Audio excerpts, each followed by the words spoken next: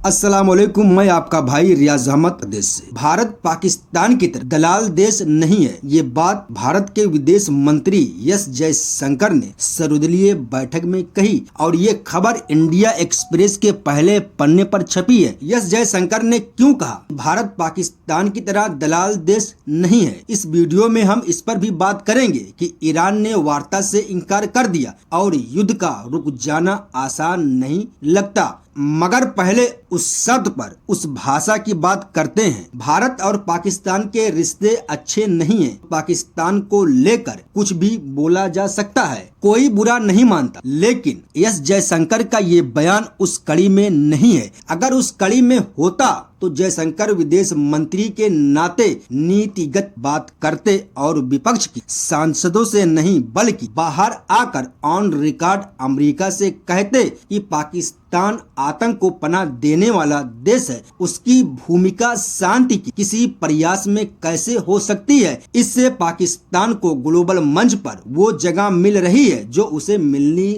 नहीं चाहिए। एस जयशंकर जब अमेरिका से ये बात नहीं कह पाते तब सर्वदलीय बैठक में कहने का क्या तुक है कि भारत पाकिस्तान की तरह दलाल देश नहीं। हिंदी की जनता के बीच शायद ऐसी बातों पर तालियां बज सकती हैं, लेकिन वो जनता भी अब ये समझने लगी है कि यही बात आप ट्रम्प से सीधे सीधे क्यों नहीं कह सकते। जब ट्रम्प ने प्रधानमंत्री मोदी को फोन किया तो क्या उन्होंने पाकिस्तान की भूमिका को लेकर एतराज जताया? अगर ऐसा किया गया होता तब इस बात का कोई मतलब होता, वरना जयशंकर के इस बयान में झुंझलाहट के अलावा कुछ भी नहीं। जब जवाब नहीं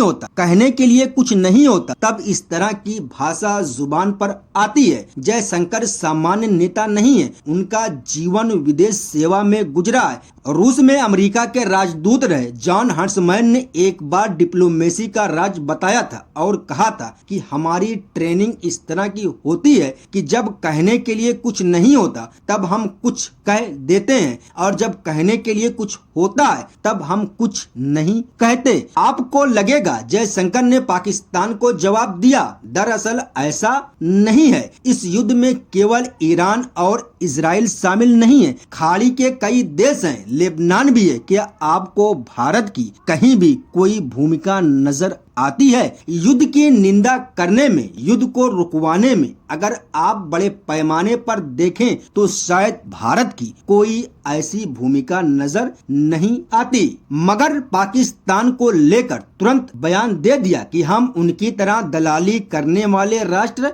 नहीं है। एस जयशंकर को बताना ये चाहिए था कि भारत उससे भी बड़ा रोल अदा कर रहा है। दुनिया आज की स्थिति में कैसे भारत की तरफ देख रही है, इसका जवाब नहीं है। तो पाकिस्तान को लेकर कुछ बोल देने की पुरानी राजनीति का सहारा लिया गया। जैसे गिरिराज सिंह बिहार के चुनाव में कभी बोला करते थे कि भाजपा हार गई तो पाकिस्तान में पटाखे फूटेंगे। अगर जयशंकर दलाली टाइप की भाषा बोलेंगे तब फिर बाकी नेता क्या करेंगे? उन्हें इंग्लिश में भाषण शुरू कर देना चाहिए। विदेश मंत्री एस जयशंकर जी ने जो कहा वो डिप्लोमेसी के बुनियादी ढांचों के खिलाफ कैसे? अमेरिका में एक डिप्लोमेट रहे हैं थॉमस पिकरिंग, इनका एक बयान सुनिए। आर्कियोलॉजी में आप अनजाने सत्य को सामने लाते हैं। कूटनीति में जो जाहिर होता है उस पर भी पर्दा डाल देते हैं। कूटनीति में अगर भाषा के स्तर से फिसल गए तब फिर आप अपनी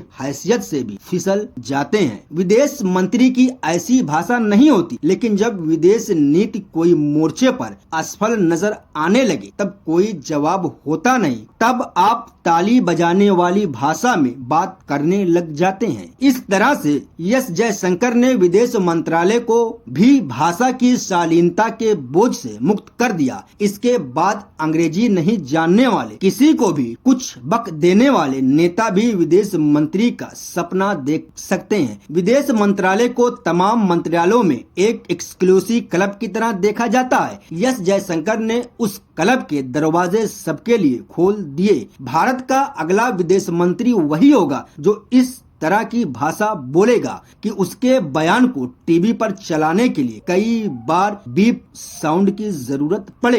एस जयशंकर की इस भाषा को मैं कतई सड़क छाप नहीं कहूँगा, क्योंकि सड़क पर बहुत अच्छी भाषा बोली जाती है, लोग बहुत प्यार से बातें करते हैं। सड़क की भाषा हमेशा अच्छी होती है। बदलाव अगर आया है तो सत्ता की भाषा में आया है। ट्रम्प की भाषा को देखिए, वे पत्रकारों से लेकर प्रधानमंत्रियों के बारे में जिस तरह से बातें करते हैं, इस तरह की भाषा दुनिया के किसी भी सड़क पर नहीं बोली जाती। अगर एस जयशंकर जी ट्रम्प की तरह बोलना चाहते हैं जिसमें बीप साउंड का इस्तेमाल बढ़ जाए तो स्वागत है, तब उन्हें ट्रम्प की तरह प्रेस के सामने दिन में 10 बार आकर बोलना चाहिए। भारत का अपना मान है, कद है, उसके मंत्रियों से उम्मीद की जाती है उनकी भाषा भी उसी स्तर की होगी। अगर भाषा की ये दीवार तोड़ी जा रही है तो जो सबसे ताकतवर हैं उसके लिए तोड़ी जानी चाहिए। जयशंकर को अमेरिका से कहना था कि भारत पाकिस्तान को आतंक को पनाह देने वाला देश समझता है, उसे आप हर स्तर पर मान्यता देकर ठीक नहीं कर रहे। जब ट्रम्प ने पाकिस्तान के सेना अध्यक्ष जनरल आसिम मुनीर के साथ लंच किया, लंबी बातचीत की, उनकी भूरी भूरी प्रशंसा की, तब क्या भारत ने एतराज किया कि उसे ये सब पसंद नहीं? भारत ने पाकिस्तान को घेरते रहने की लाइन क्या छोड़ दी है? जब भी ट्रम्प ने पाकिस्तान को मंच दिया तब भारत ने नाराजगी क्यों नहीं जताई? क्या इसलिए कि अमेरिका की आलोचना नहीं कर पा रहे? अमेरिका की आलोचना तो अमेरिका में ही दुनिया भर के लोग कर रहे हैं। अगर आप इतना देख लेंगे, समझ लेंगे कि आप कहां पर नहीं बोल पाते, मतलब आप ट्रम्प के सामने नहीं बोल पाए, पाकिस्तान दलाल देश है, आतंकवादियों को पनाह देता है, तब सर्वदलीय बैठक में बोलने का क्या मतलब? और अगर बंद कमरे में विपक्ष के सांसदों के बीच कह भी दिया तो उस पर टिके रहना चाहिए था। बाद में सरकार के सूत्रों ने टाइम्स ऑफ इंडिया से कहा जयशंकर पाकिस्तान पर तंज नहीं कर रहे थे, वे उसकी ऐतिहासिक भूमिका का संदर्भ बता रहे थे। विदेश मंत्री अगर ऐतिहासिक भूमिका का संदर्भ बताने के लिए दलाली शब्द का इस्तेमाल करते हैं तब ये और भी चिंता की बात है। यही एस जयशंकर हैं जिन्होंने फरवरी 2023 में समाचार एजेंसी ANI के एक इंटरव्यू में कहा कि मैं एक छोटी अर्थव्यवस्था होने के नाते एक बड़ी अर्थव्यवस्था से जाकर लड़ाई मोल ले लूं, रिएक्ट करने की बात नहीं है, ये कॉमन सेंस की बात है। चीन के संदर्भ में ये सवाल पूछा गया था, जब चीन की बात आई कॉमन सेंस याद आ गया और पाकिस्तान की बात आई तो दलाली की बात याद आ गई। एक सवाल एस जयशंकर जी से पूछा जा सकता है, अगर यही बातचीत बीजिंग में होने वाली होती तो क्या तब भी जयशंकर कहते कि भारत उनकी तरह का दलाल देश नहीं? संदर्भ के लिए ही पूछ रहा हूँ। यूरोप का कोई देश होता तो क्या एस जयशंकर जी इसी तरह का बयान देते? खुद प्रधानमंत्री मोदी जी यूक्रेन में गए तो बोल गए भारत शांति के लिए मदद करने को तैयार है, और तो और 2024 में यही जयशंकर कहते थे रूस यूक्रेन युद्ध को खत्म करने के लिए हम मध्यस्थता करने को तैयार हैं। अब आप क्यों नहीं कहते हैं? कांग्रेस नेता पवन खेड़ा ने सवाल किया कि जब प्रधानमंत्री रूस और यूक्रेन के बीच मध्यस्थता करना चाहते थे तब क्या भारत दलाल देश बन गया था? ये सिलेक्टिव दलाली या सिलेक्टिव याददाश्त की बात है। ईरान से दोस्ती है, खाड़ी के देशों से अच्छे संबंध है, इजराइल की तो प्रधानमंत्री ने यात्रा की, तो कहिए कि हम मध्यस्थता के लिए तैयार हैं। या ये भी कि विदेश नीति का अब एक नया राग आया है कि भारत केवल अपना हित देखता है, ग्लोबल रोल नहीं देखता। बोलिए कौन रोक लगा लेगा किसी को? जब अमेरिका के राष्ट्रपति भारत और पाकिस्तान के बीच मध्यस्थता करने के दावे कर रहे थे तब क्या भारत उसे दलाली के दावे के रूप में देख रहा था? कह पाया कि अमेरिका दलाली कर रहा है? सर्वदलीय बैठक की अध्यक्षता रक्षा मंत्री राजनाथ सिंह जी कर रहे थे, प्रधानमंत्री मोदी जी मौजूद नहीं थे। एस जयशंकर जी ने कहा कि 1981 से अमेरिका पाकिस्तान का इस्तेमाल कर रहा है और इसी तरह के प्रयास कोई नई बात नहीं है। 1971 में पाकिस्तान, चीन और अमेरिका के बीच भी मध्यस्थता कर रहा था। इसका क्या मतलब है? तब क्या पाकिस्तान ने दलाली की थी? ये बताने की जरूरत नहीं है कि हर युद्ध के साथ शांति के प्रयासों का भी अपना एक इतिहास रहा है, इम्पोर्टेंस रहा है, वार्ता और मध्यस्थता का अपना रोल रहा है। इसके कारण इतिहास की धाराएं पलटी हैं। एस जयशंकर जी ऐसी कोशिशों को सीधे सीधे दलाली कह रहे हैं। अगर ईरान ने भारत का नाम लिया होता, अगर ट्रम्प ने प्रधानमंत्री मोदी जी का नाम लिया होता कि वार्ता में दिल्ली शामिल है, ये कहा होता, तब क्या एस जयशंकर जी ये बात कहते कि हम ये सब काम नहीं करते, हम उनकी तरह दलाल देश नहीं है। सवाल है कि भारत ने ईरान को छोड़कर इजराइल का साथ दिया जिसके साथ अमेरिका है, तो अमेरिका ने भारत छोड़कर पाकिस्तान का नाम क्यों लिया? सऊदी अरब ने प्रधानमंत्री मोदी को सर्वोच्च सम्मान दिया, लेकिन सऊदी अरब ने पाकिस्तान का नाम आगे कर दिया। क्या ये भारत की विदेश नीति की नाकामी नहीं है? हो सकता है कि ट्रम्प भारत को अपमानित करना चाहते हो। पिछले 1.5 साल में उन्होंने भारत का नाम कई बार इस तरह से लिया जिसे कोई भी स्वाभिमानी भारतीय पसंद नहीं करेगा, मगर ट्रम्प लगातार बोलते चले गए और भारत ने एक बार भी नहीं कहा कि इस तरह से आप भारत का जिक्र मत कीजिए। कई बार लगता है कि ट्रम्प पाकिस्तान के जरिए भारत को चिढ़ा रहे हैं, प्रधानमंत्री मोदी को चिढ़ा रहे हैं। कभी टैरिफ लगाकर धमकाते हैं, कभी प्रतिबंध में छूट देने के नाम पर इजाजत देकर जताते हैं कि भारत उनके आदेश पर टिका हुआ देश है, लेकिन एक शब्द भी अमेरिका के खिलाफ नहीं कहा गया। राहुल गांधी ने लोकसभा में कहा, ट्रम्प का नाम लेकर खंडन कीजिए। प्रधानमंत्री ने उनकी चुनौती स्वीकार नहीं की और अपने संबोधन में ट्रम्प का नाम नहीं लिया। आतंकवाद के सवाल पर भारत की कई सरकारों ने दबाव बनाकर पाकिस्तान को घेरा। अब उसे अचानक से ग्लोबल मंच कैसे मिल रहा है? पाकिस्तान में वहां के पूर्व प्रधानमंत्री इमरान खान को जेल में डाल दिया गया। उनकी तबीयत को लेकर आए दिन चिंताजनक खबरें आती हैं। कुछ दिन पहले दुनिया के 14 बड़े क्रिकेट खिलाड़ियों ने पाकिस्तान की सरकार को पत्र लिखा और इस पत्र में सुनील गावस्कर, कपिल देव के नाम भी हैं। इन लोगों ने खुलकर बोला कि इमरान खान की सेहत का ध्यान रखना चाहिए। भारत कम से कम यही बोल देता कि ईरान में लोकतंत्र की बहाली करना चाहते हैं और पाकिस्तान में इमरान खान जैसे नेता के साथ इस तरह का व्यवहार क्यों हो रहा? अगर ऑपरेशन सिंदूर के बाद पाकिस्तान के खिलाफ माहौल बनाने के लिए भारत सत्ता पक्ष और विपक्षी सांसदों के दलों को अलग अलग देशों में भेज सकता है, तो इस बार क्यों चुप रह गया? भारत को इन सब पर खुलकर बोलना चाहिए। जो पाकिस्तान काबुल में अस्पताल पर बम गिराता है, उसी पाकिस्तान को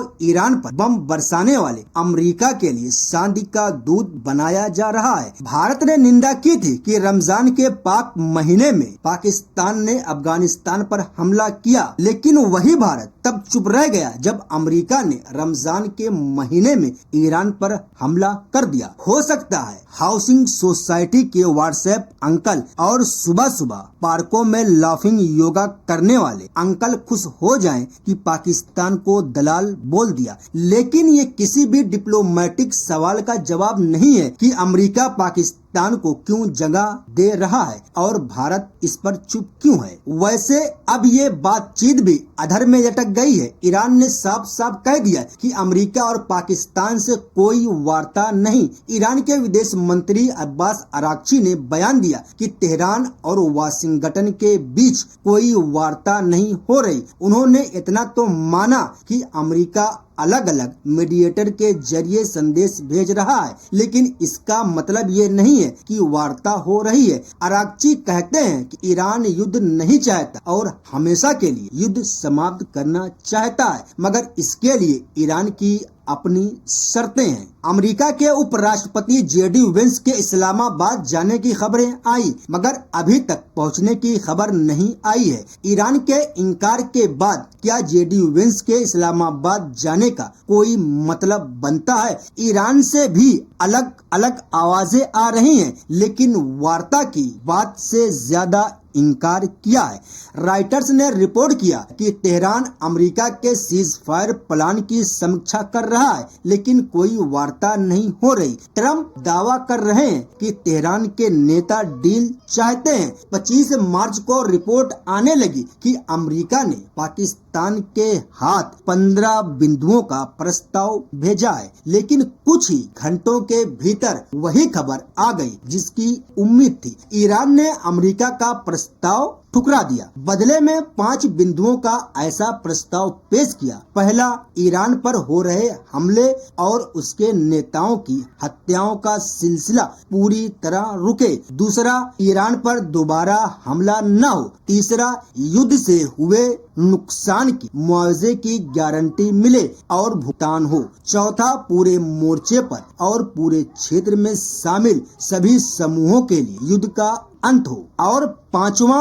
अंतरराष्ट्रीय स्तर पर मान्यता और गारंटी मिलनी चाहिए। ईरान को स्ट्रेट ऑफ हॉर्मुज पर अधिकार जताने का हक है। ट्रंप को बताना चाहिए कि ईरान की इन 5 शर्तों पर उनकी क्या राय है। क्या वे मानने के लिए तैयार हैं? क्या अमेरिका और इजराइल ईरान को युद्ध में हुए नुकसान का हर्जाना देंगे? एक तो ईरान पर बमबारी की, उसमें अमेरिका का पैसा खर्च हो गया। अब अगर मुआवजा भी देगा तो दुनिया हंसेगी। लगता नहीं कि इन शर्तों पर समझौते के आसार हैं। ईरान पर दोबारा हमला न करने और स्ट्रेट ऑफ हॉर्मुज पर उसके दावे की शर्त पर शायद विचार हो भी जाए। ट्रंप भले कहते हैं कि हॉर्मुज से अमेरिका का कोई लेना देना नहीं, लेकिन अगर दुनिया हॉर्मुज पर ईरान के दावे को स्वीकार करती है तो ईरान के लिए बहुत बड़ी जीत होगी और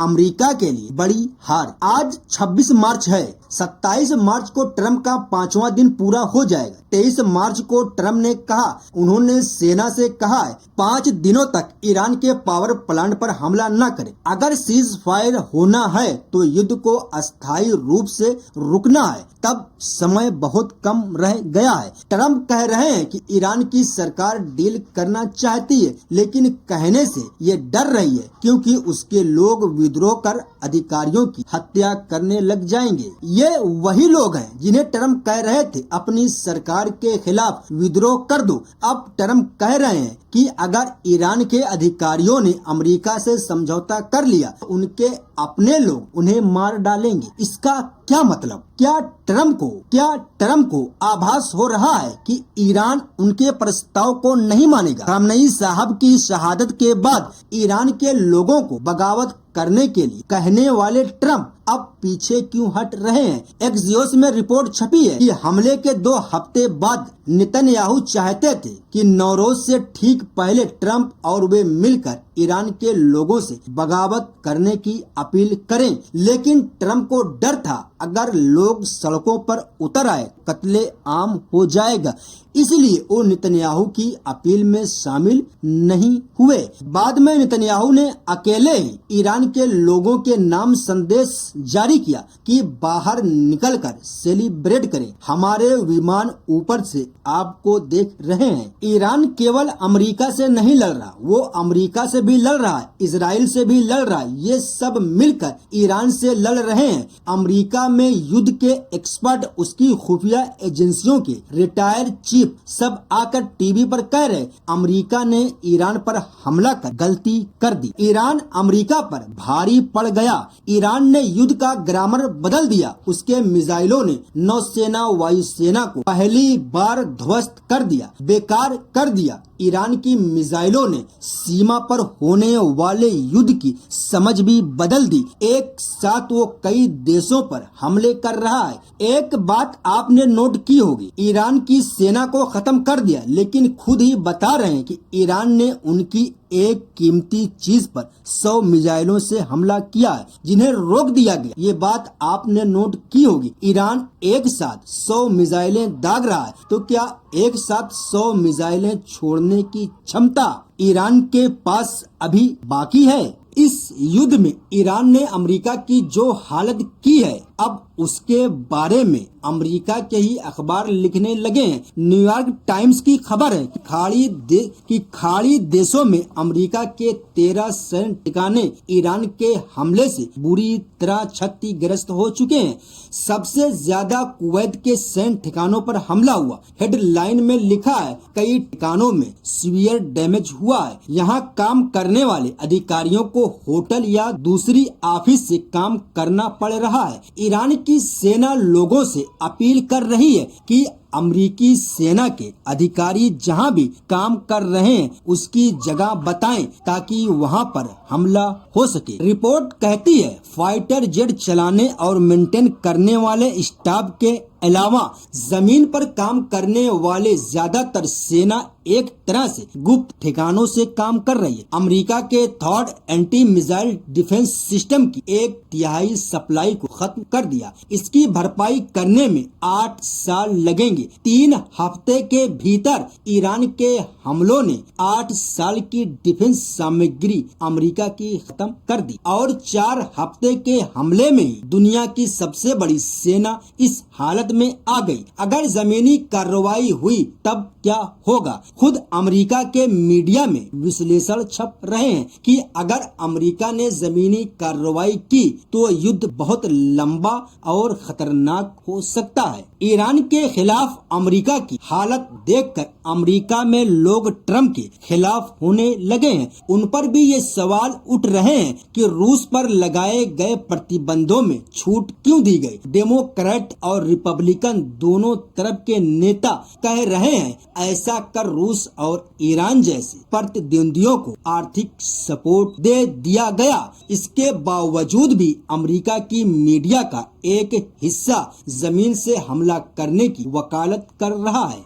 क्या ट्रम्प ईरान के मुश्किल इलाकों में अपनी सेना को पैदल भेजेंगे? इसका मतलब है उनकी वायुसेना बेकार साबित हो चुकी है। उनके हवाई हमले में दम नहीं। ट्रम्प थक गए हैं। नेतन्याहू उन्हें बस इस दलदल से निकलने नहीं देते। जब भी अमेरिका और ईरान के बीच वार्ता होने के आसार दिखाई देने लगते हैं, इजराइल या तो हमले की घोषणा करता है या हमला कर देता है। अमेरिका के विदेश सचिव मार्को रूबियो कह चुके हैं कि इजराइल के हमले की आशंका के चलते अमेरिका को अपने बचाव में पहले हमला करना पड़ा। बाद में जब ट्रम्प ने 5 दिनों तक ऊर्जा ठिकानों पर हमला नहीं करने की बात कही तो इजराइल ने तेहरान पर भयंकर बमबारी कर दी। और अब न्यूयॉर्क टाइम ने रिपोर्ट किया है कि नेतन्याहू को डर है कि ट्रम्प युद्ध रोक सकते हैं, इसलिए उन्होंने ईरान पर 48 घंटे तक तेज बमबारी के आदेश दे दिए हैं। तो अमेरिका को ईरान से पहले इजराइल से बात करनी चाहिए। जब तक युद्ध रोकने को लेकर अमेरिका और इजराइल के बीच सहमति नहीं बनेगी, ईरान से वार्ता की सारी कोशिशें नौटंकी नजर आएंगी। अगर ट्रम्प ने जमीन से लड़ने का विकल्प चुन लिया तब फिर ये युद्ध दूसरा महीना भी देखेगा। देखते देखते 1 महीना हो गया। ये सब खार्ग द्वीप को लेकर किया जा रहा जमीन से कार्रवाई का मामला। ईरान की मेन लैंड से 24-25 किलोमीटर दूर है खार्ग द्वीप। 13 मार्च को ट्रम्प ने दावा किया था उसके 90 सैन्य ठिकानों पर हमला हुआ, लेकिन बाद में खबर आई ईरान यहाँ से तेल का निर्यात कर रहा है और अच्छा खासा पैसा कमा रहा है। अमेरिका फिर से खार्ग द्वीप पर हमला करना चाहता है। इसलिए खाड़ी के इलाकों में जो अमेरिकी सैनिकों की तैनाती बढ़ाई जा रही है ताकि खार्ग पर जमीन के रास्ते हमला किया जा सके।